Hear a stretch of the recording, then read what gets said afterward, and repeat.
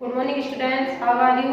आज हम देखो सामाजिक एवं राजनीतिक जीवन का थर्ड लेसन राज्य शासन कैसे काम करता है इसके बारे में पढ़ेंगे। इसलिए अपने अपनी बुक में थर्ड लेसन निकाल लो और अब ये पढ़ेंगे राज्य शासन कैसे काम करता है।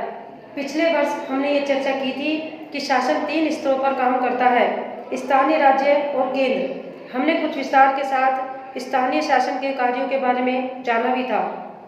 इस अध्याय में हम जानेंगे कि स्थानीय शासन के कार्यों के बारे में जाना भी था। इस अध्याय में हम जानेंगे कि राज्य स्तर पर शासन कैसे काम करता है, लोकतंत्र में राज्य का शासन किस तरह किया जाता है, विधानसभा सदस्यों और मंत्रियों की क्या भूमिका होती है, लोग शासन के सामने अपने विचार कैसे रख सकते हैं या किसी कार्य की मांग कैसे कर सकते हैं। हम इन प्रश्नों पर विचार करने के लिए स्वास्थ्य का उदाहरण लेते हैं। देखो, एक गाँव है पातालपुर, वहाँ पर 2 बच्चियाँ कैसे बात कर रही हैं उनके बारे में देखो। वहाँ पर स्वास्थ्य में क्या कितनी परेशानी आ रही है, स्वास्थ्य की चर्चा पे तो उस पर चर्चा करते हैं। 2 बच्चियाँ बात कर रही, देखो यहाँ लिखा है कि अपने राज्य में पानी की कमी है और बहुत से लोग बीमार पड़ रहे हैं।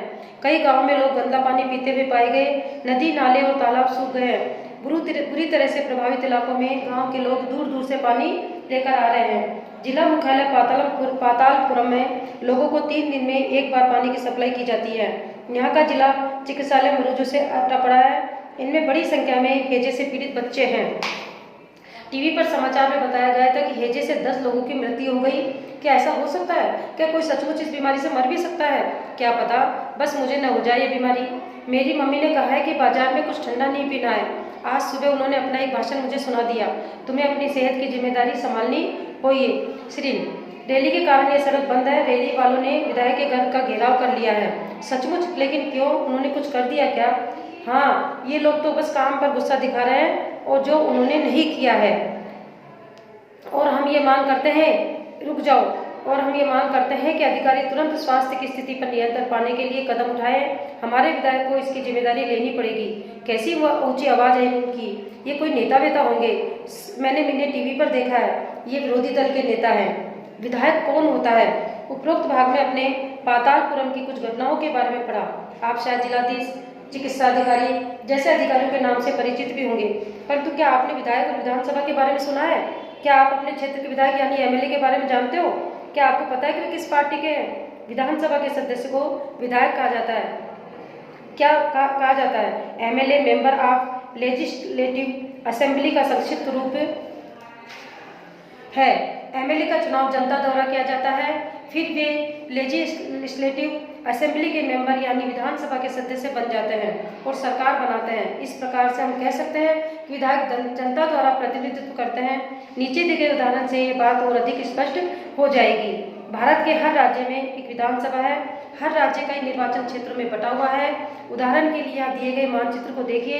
इसमें दर्शाया गया है कि हिमाचल प्रदेश 68 निर्वाचन क्षेत्रों से बटा हुआ है। हर निर्वाचन क्षेत्र से जनता का एक प्रतिनिधि चुनती है जो विधानसभा का सदस्य यानी विधायक बन जाता है। आपने ध्यान दिया होगा कि चुनाव में लोग अलग अलग पार्टियों के नाम से खड़े होते हैं, इसलिए विधायक अलग अलग राजनीतिक दलों के होते हैं। जो लोग विधायक होते हैं वे मंत्री या मुख्यमंत्री कैसे बन जाते हैं? जिस राजनीतिक दल के विधायक आधे से अधिक निर्वाचन क्षेत्रों में जीत जाते हैं, राज्य में उस दल को बहुमत में माना जाता है। बहुमत प्राप्त करने वाले राजनीतिक दल को सत्ता पक्ष और अन्य सबको विरोधी पक्ष वाला कहा जाता है। उदाहरण के लिए हिमाचल प्रदेश की विधानसभा के विधायकों के 68 निर्वाचन क्षेत्र हैं। विभिन्न राजनीतिक दलों के उम्मीदवारों ने 2017 का विधानसभा चुनाव जीता और विधायक बन गए। विधानसभा में कुल विधायकों की संख्या 68 है। इसीलिए बहुमत प्राप्त करने के लिए किसी भी राजनीतिक दल को 34 से अधिक विधायकों की आवश्यकता होती है। भारतीय जनता पार्टी के 44 विधायक होने के कारण उन्हें बहुमत मिल गया और वे सत्ताधारी दल के सदस्य बन गए। अन्य सब विधायक विरोधी दल के सदस्य बन गए। इस उदाहरण में इंडियन नेशनल कांग्रेस विरोधी दल बनी, क्योंकि भारतीय जनता पार्टी के बाद सर्वाधिक विधायक उसी के थे। विरोधी पक्ष कुछ अन्य पार्टियां भी थी और कुछ निर्दलीय उम्मीदवार भी थे जो चुनाव जीतकर आए थे। चुनाव के बाद सत्ताधारी दल के विधायक अपने नेता का चुनाव करते हैं जो मुख्यमंत्री बनते हैं। इस उदाहरण में भारतीय जनता पार्टी के विधायकों ने श्री जयराम ठाकुर को अपना नेता चुना और वे मुख्यमंत्री बन गए। इसके बाद मुख्यमंत्री मंत्रियों का चयन करता है। चुनाव के बाद राज्य का राज्यपाल मुख्यमंत्री और अन्य मंत्रियों की नियुक्ति करता है। मुख्यमंत्री तथा अन्य मंत्रियों का यह दायित्व है कि वे शासन के विभिन्न विभागों या मंत्रालयों को चलाएं। उनके अलग अलग कार्यालय होते हैं। विधानसभा ऐसा स्थान होता है जहां सभी विधायक, चाहे वे सत्ताधारी दल के हो या अथवा विरोधी दल के हो, विभिन्न विषयों पर चर्चा करने के लिए एकत्रित होते हैं। इस तरह कुछ विधायकों की दोहरी जिम्मेदारी भी होती है, एक विधायक के रूप में, दूसरे मंत्री के रूप में। इसके बारे में हम आगे पढ़ेंगे। विधानसभा में बहस। आफरीन सुजाता और उनके विद्यालय के कई अन्य विद्यार्थियों ने विधानसभा देखने के लिए राजधानी की यात्रा की। विधानसभा एक अत्यंत भव्य तथा प्रभावशाली भवन में स्थित है। बच्चे बहुत उत्सुक थे। सुरक्षा जांच के बाद उन्हें ऊपर ले जाया गया। ऊपर एक दर्शक दीर्घा थी जहां में नीचे के विशाल हॉल को देख सकते हैं। हॉल में डेस्कों की कई नई कतारें लगी हुई थी। ये विधानसभा उन दिनों की किसी तत्कालीन समस्या पर बहस करने वाली थी। विधानसभा की बहसों में विधायक अपनी राय व्यक्त कर सकते हैं, संबंधित विषय पर प्रश्न पूछ सकते हैं या सुझाव दे सकते हैं कि सरकार को इस संबंध में क्या करना चाहिए। सदस्य इस विषय पर जो भी प्रतिक्रिया व्यक्त करना चाहता है कर सकते हैं। इसके बाद मंत्री प्रश्नों के उत्तर देते हैं और सदन को आश्वस्त करते हैं कि जरूरी कदम उठाए जा रहे हैं। मुख्यमंत्री तथा अन्य मंत्रियों को निर्णय लेने होते हैं और सरकार चलानी होती है। हम प्राय उन निर्णयों के बारे में सुनते हैं या समाचार चैनलों द्वारा अथवा समाचार पत्रों में देखते हुए पढ़ते हैं। हालांकि जो भी निर्णय लिए जाते हैं उन्हें विधानसभा के सदस्यों द्वारा अनुमोदित किया जाता है। लोकतंत्र में विधानसभा सदस्य मंत्रियों मुख्यमंत्री से प्रश्न पूछ सकते हैं, किसी महत्वपूर्ण विषय पर बहस कर सकते हैं, निर्णय ले सकते हैं कि धन कहाँ खर्च किया जाना चाहिए और आदि। इस तरह मुख्य अधिकारी उन्हीं का होता है। देखो, विधायक कितने बैठते हैं? बहुत सारे विधायक बैठते हैं। उसमें सबसे फर्स्ट विधायक का बात देखो। अखंड गांव के मेरे निर्वाचन क्षेत्र में पिछले 3 हफ्तों में हैजे के कारण 15 लोगों की मृत्यु हो चुकी है। मेरे विचार में सरकार के लिए ये बड़ी शर्मनाक स्थिति है। वह सरकार को जो अपने को प्रौद्योगिकी में सर्वश्रेष्ठ घोषित कर रही है, हैजे जैसी साधारण बीमारी को रोकने में असफल कर रही है। मैं स्वास्थ्य मंत्री का ध्यान इस तरह आकर्षित करना चाहता हूं कि वे स्थिति को नियंत्रण में लाने के लिए तत्काल जरूरी कदम उठाए। देखो, वहाँ पर बहुत सारे विधायक बैठकर संसद में बैठते हैं, बहुत सारे विधायक। तो एक विधायक की ये प्रक्रिया थी। दूसरा विधायक बोलता है, मेरा प्रश्न यह है कि सरकारी अस्पतालों की दशा इतनी खराब क्यों है? सरकार जिला अस्पतालों में डॉक्टरों, चिकित्सा कर्मचारियों की ठीक से नियुक्ति क्यों नहीं कर पा रही? मैं ये भी जानना चाहूँगा कि सरकार इस स्थिति का सामना किस प्रकार कर की जा रही है, जिससे लोग बड़ी संख्या में प्रभावित हैं और ये संख्या बढ़ती जा रही है। अब ये महामारी का रूप ले चुकी है।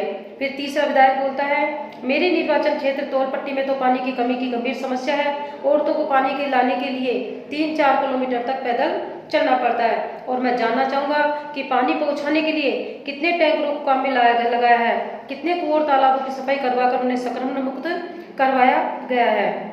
विधायक 4, मुझे लगता है कि मेरे साथी समस्या को बढ़ा चढ़ाकर बता रहे हैं। सरकार ने स्थिति को नियंत्रण में लाने के लिए अत्यंत कदम उठाए हैं। पानी के टैंकरों को काम में लगा दिया गया है और आरएस के पैकेट भी बांटे जा रहे हैं। सरकार लोगों की मदद के लिए भरसक प्रयास कर रही है। देखो, इस विधायक ने उन तीनों के खिलाफ बोला। विधायक 5, हमारे अस्पतालों में सुविधाओं की हालत बहुत खस्ता है। कई ऐसे अस्पताल है जिनमें कोई डॉक्टर नहीं है, कोई चिकित्सा कर्मचारी नहीं है, पिछले कई सालों से नियुक्ति नहीं हो पाई। दूसरे अस्पताल में डॉक्टर लंबी छुट्टी पर चले गए हैं। ये शर्मनाक स्थिति है। मेरे ख्याल से हालात बद से बदतर होते जा रहे हैं। हम ये कैसे सुनिश्चित करने वाले हैं कि प्रभावित क्षेत्र के सब परिवारों तक ORS के पैकेट बांटे जा चुके हैं। विधायक 6, विरोधी पक्ष के सदस्य बिना वजह ही सरकार पर दोषारोपण कर रहे हैं। पिछली सरकार ने सफाई पर कोई ध्यान नहीं दिया। अब हमने कई वर्षों से चारों तरफ पहले कूड़े को साफ कराने का अभियान शुरू किया है। उक्त भाग में आपने विधानसभा में चल रही बहस के बारे में पढ़ा। सदस्य सरकार द्वारा की गई या नहीं की गई कार्रवाई पर बहस कर रहे हैं। ऐसा इसलिए है क्योंकि विधायक सामूहिक रूप से सरकार के काम के लिए उत्तरदायी होते हैं। सामान्य भाषा में सरकार शब्द से तात्पर्य शासन के विभिन्न विभागों और मंत्रियों से होता है जो उनके प्रभारी है। इन सबका सामूहिक प्रमुख मुख्यमंत्री होता है। सही मायने में तो यही सरकार का कार्यकारी हिस्सा यानी कार्यपालिका कहलाता है। दूसरी तरफ सारे विधायक जो विधानसभा में एकत्र होते हैं विधायिका कहलाते हैं। विधायिका के रूप में वे सरकार के कार्यकारी से जो काम करने का अधिकार देते हैं और फिर उसके काम की जांच भी करते हैं। जैसा कि आपने पाठ के प्रारंभ में देखा था इन्हीं में से कार्यपालिका प्रमुख या मुख्यमंत्री बनाया जाता है। देखो हमने विधानसभा में चल रही बहस को पढ़ा, अब हम आपको एक दो क्वेश्चन करवाते हैं।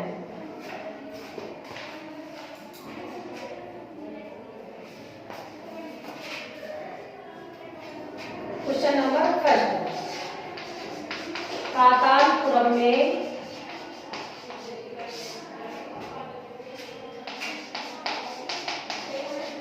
क्या हो रहा है? उत्तर,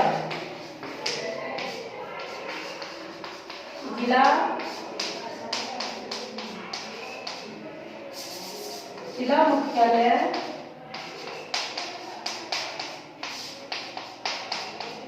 पातालपुरम में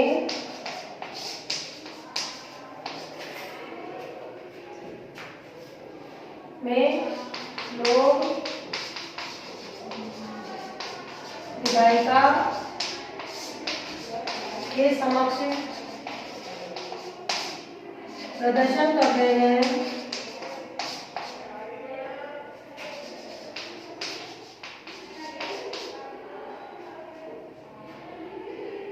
कि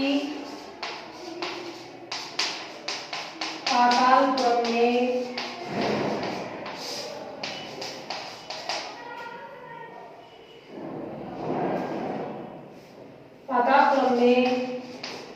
कम पानी की सप्लाई की समस्या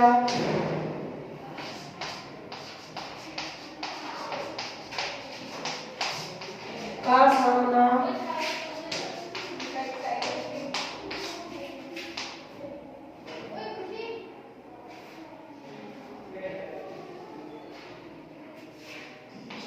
कर रहा है।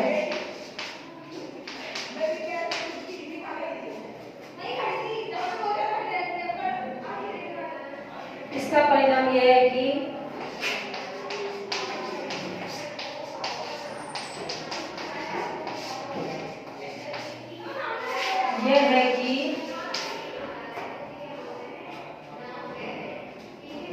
यहाँ पर जिला चिकित्सालय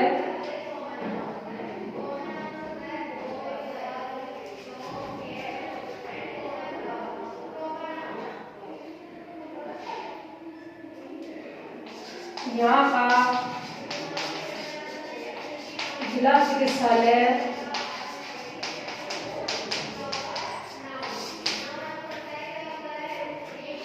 बड़ी संख्या में हैजे से पीड़ित बच्चों से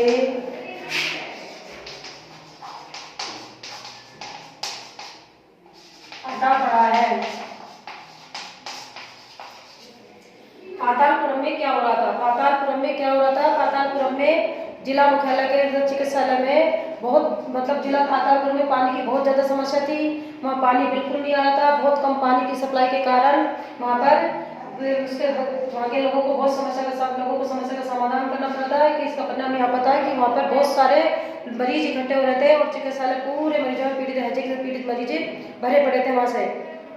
अब हम लिखेंगे दूसरा क्वेश्चन।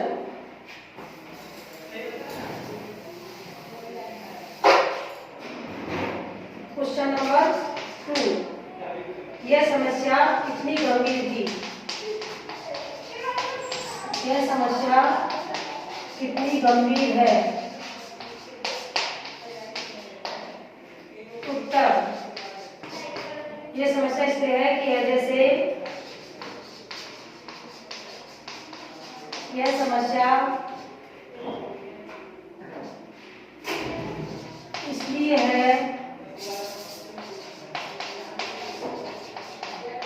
गंभीर है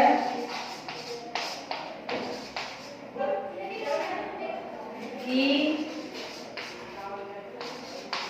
जैसे 10 बच्चों की मृत्यु हो चुकी थी। आप इन दोनों क्वेश्चन को आप लेसन पढ़ना फिर इन दोनों क्वेश्चन को SW कॉपी में करना, फिर हम आगे लेसन इसी लेसन को आगे और पढ़ाएंगे।